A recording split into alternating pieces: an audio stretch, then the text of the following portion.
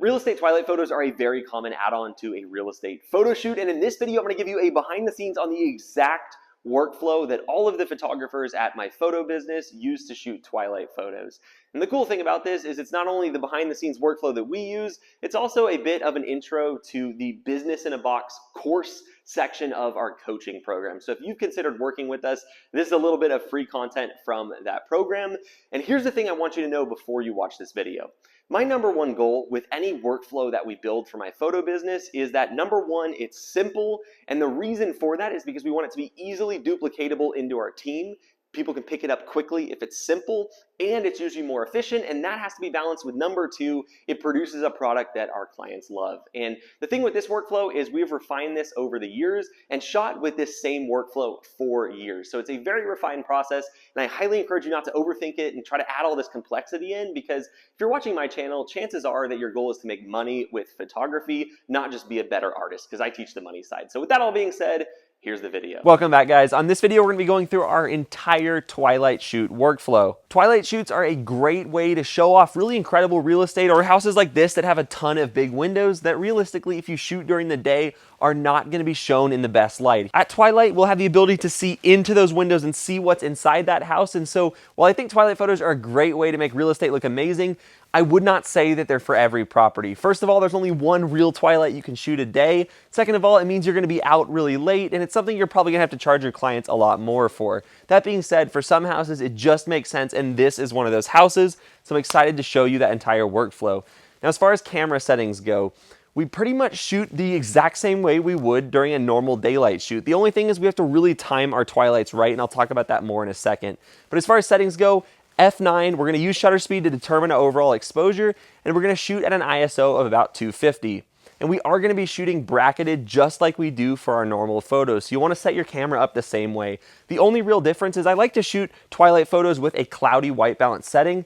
Obviously, we're gonna be shooting RAWs, and so we could change the white balance in Lightroom, but I just like the way they come out of camera cloudy. It's a little bit less work you have to deal with. As far as the twilight shoot itself goes, the way I time my twilights is I look up sunset time in my area, and then I plan to shoot 15 minutes after sunset time. So if it says like it is here that sunset is at 5:05, I'm planning to be shooting about 5:20. But that doesn't mean I'm gonna roll in at 5:15 and hope things are ready to go. It's always important to be there early. I like to show up about 20 minutes early, make sure all of the interior lights are on, all exterior lights. In this house, there's a bunch of sconces out here. We have a bunch of landscape lighting. If there's a pool, you wanna make sure those lights are on. And so getting a great twilight is a lot about the preparation. I recommend getting at least 20 minutes ahead of time to prepare the house fully. And because there really is a short window in the day we can actually shoot twilights, it's important to also know what photos we're gonna be taking so we don't run out of time trying to make things work in the front and just completely miss the back. Overall, I would say it's much better to shoot a little bit too early than it is to shoot a little bit too late, so keep that in mind. But as far as how I plan my twilights, I always like to pick, 5 good photos that I want to make sure to get at any cost. And so what you'll see me do tonight is as soon as the lighting's right, I'll go take those 5 photos as fast as I can and make them look good. And then if I notice that I'm done a little bit early and I still have time, then I'll go around seeing what else I can get. But my overall goal is to make sure I nail those 5 to 6 shots really, really well. And so the agent will have some great photos, and anything I get above and beyond that is just great, and the agent will be even happier with. As far as weather goes, the nice thing about twilights is you don't have to have perfect weather. And I actually prefer shooting twilights in the cloudy weather. Obviously something you can't plan, but a nice cloudy sky makes for really diffuse light. You don't get a really harsh sunset. And that way I can fully sky replace them in post, but I'll have good lighting on both sides of the house. If you are shooting a house where the sun is just really harsh going down, you'll notice that one side of the house will look a lot better than the other side. And the side that's gonna look good sooner than later is the side where the sun is behind you and the house is that way and you're shooting away from the sun. That's always gonna look better. And so I really prioritize those shots when I'm shooting a twilight. And I usually have to wait a little bit longer than I really want to shoot back towards the sun, because that sky is always gonna be so much brighter than the house. So sometimes it works out where the best shots are with the sun behind you and you shooting away from it. Sometimes it doesn't. You kind of have to roll with what you get, but cloudy skies are great. Never cancel a twilight because the skies are cloudy. 9 times out of 10, I'm gonna sky replace those anyway. And so maybe the agent will call and wanna cancel, but that's just something you can explain to them and tell them that it's actually gonna work out better overall. With that being said, we have the whole house prepared. We're gonna go up to the front of the house with that first shot we have planned, and we're gonna kind of chimp behind our camera. And if you've never heard that term, it means we're gonna just keep taking photos until the lighting starts to look right. So we're up front, we're ready for our first shot, which is gonna be kind of a more true front elevation, which is a dead straight on at the front of the house, and that's where I'm gonna start. Now, I think it's about 4:50 right now. Sunset's at 5:05, but it is cloudy, so we may end up shooting a little earlier than I mentioned earlier. But I'm gonna go ahead and get that set up. And what we're gonna be looking for with those shots is when I take those single bracket, I'm not gonna be shooting 3 bracket yet. When I take those single bracket photos, I wanna kind of see an interior light level that matches the exterior in the sky. And once they're all kind of in balance, that's gonna be about as good as it gets, and that's where we're gonna really start to take things fast. And so you'll see me take a bunch of time on this first shot, being like, oh, it's good enough, not quite, wait a little longer. But as soon as it's good to go, we're just gonna bust out the rest of the house really fast, because depending on the day, and with cloudy weather, you get a little longer, but if it's sunny, you really only have a 10-minute window. So it's pretty fast paced, and that's why the preparation is super important. With this shot, it's just gonna be the standard front elevation here. We're gonna be slightly off from front elevation because there's a bunch of gravel here that doesn't look super good in the foreground. So I'm gonna get my shot lined up. We're actually getting pretty close to when we can shoot it. So what I'm doing right here is basically just chimping, which means I'm just gonna shoot at different shutter speeds and see when that is a sharp bush. Oh. See when stuff starts to look right. We're almost there. So I took that photo. As you can see, that's pretty good. I think the interior is still a little dark and the sky's a little bright. So we want to let the sunset a little further, let the lighting in that sky come down.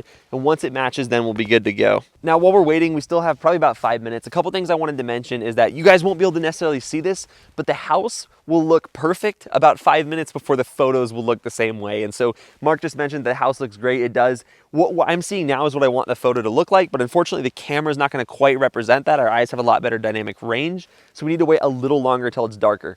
Now, one thing is if you're really running behind, I said to use a 250 ISO and use shutter speed to determine your overall exposure. But if you're starting to get to the point where it's pretty dark and you're having to use like 20-second shutters and you're having to wait a long time, it's totally fine to bump up that ISO to maybe 450, 600. Just don't push it over 1,000. You'll start to introduce more noise than you probably want.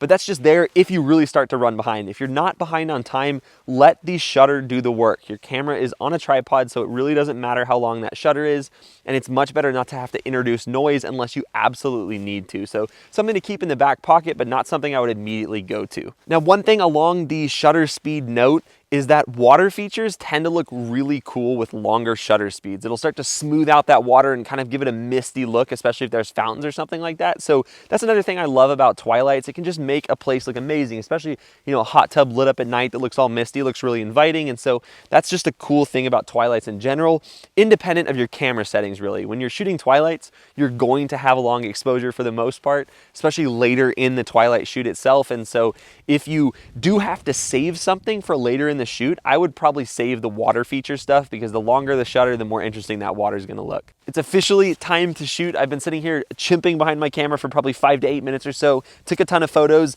Not something you need to put a lot of thought into. Just click away on that shutter button, see if the photos start to look good. They're coming to the place where they're starting to look good, so I'd say it's time to go. Again, always better to shoot a little too early than it is a little too late. What I'm going to do now is I was using single exposures just to test that. So now I'm going to go ahead and set my bracketing settings up, and you'll just do that in the exact same way you set up bracketing as we taught in the camera settings video and as you practice on your camera with.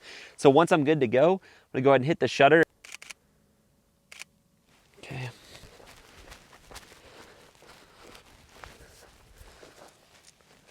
So in this shot specifically, I'm actually going to zoom in. That last one was on 16, but I'm going to zoom into like 30 to bring that scene up.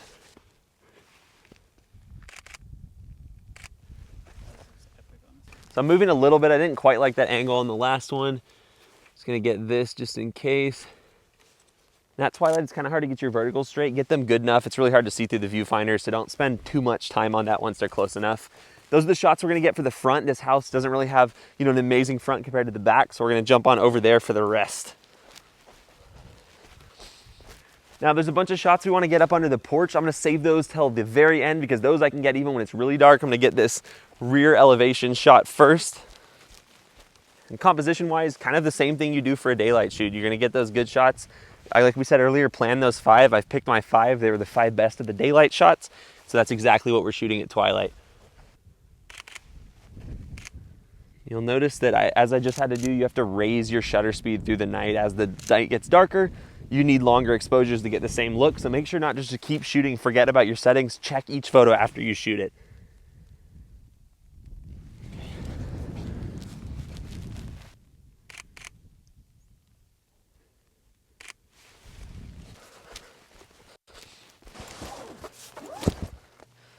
On this one, I wish I could go back farther, but it's not how it's gonna work out, so I'm gonna do what I can. Got it. So for this shot, it's another one where I'm gonna zoom in, and that's gonna accomplish two things really for this shot. It's gonna bring those mountains in the background up, make them feel like they do in real life. It's often, if you shoot in 16 millimeters, they're gonna look super small in the distance in the photo, but they look huge in real life. So I wanna make that show as much as possible. The other thing it'll do is make that furniture not look super tiny in the shot like it does at 16 millimeters. And I'm also going to zoom out and get a more standard real estate shot as well, just so the agent has some to pick from. And then one more shot that I just really wanted to get, and then I probably have another 8 minutes to shoot what I want that I think will add to the shoot. And this is the last shot that I really knew I had to have, and this one specifically really shows off that inside-outside living concept that this house has. And it's one of the main benefits of Twilight, right, is that we can see in those windows, so I wanted to make sure to capture this shot. Now, this house specifically is on the border of a national park, and you can see over into the gorgeous, almost national park, and so that's a big selling feature of this house, is that the views are amazing. But if your average Twilight shoot, you're probably not bordering Joshua Tree National Park, and so you're going to want to focus on the house, and this is one of those shots that, you know, even on a house with the view, I'd probably still get, but it's really important on a house that doesn't have a whole lot to show in the background. We weren't able to get that gas fire turned on, unfortunately, but it's okay. We'll add it in post. Won't be a problem at all. Frankly, they often show better when you add them in yourself anyway. It just kind of blurs out a lot of the time. So if you can turn them on, great, but don't spend 10 minutes. Don't waste time trying to get them on. Okay, so that completes the absolutely necessary shots. Now I'm going to go around until it starts to look bad and just keep shooting.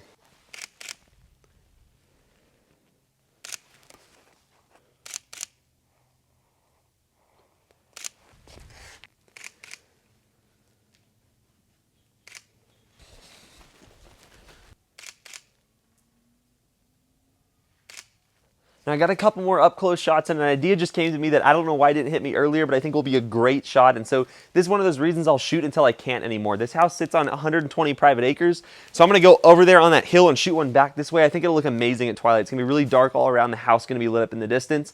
Obviously this would be best with a drone, but you can't shoot drone photos at night, so we're gonna jump over there fast as we can. Hope the light doesn't get too low before we get there, and I think it'll be a good shot.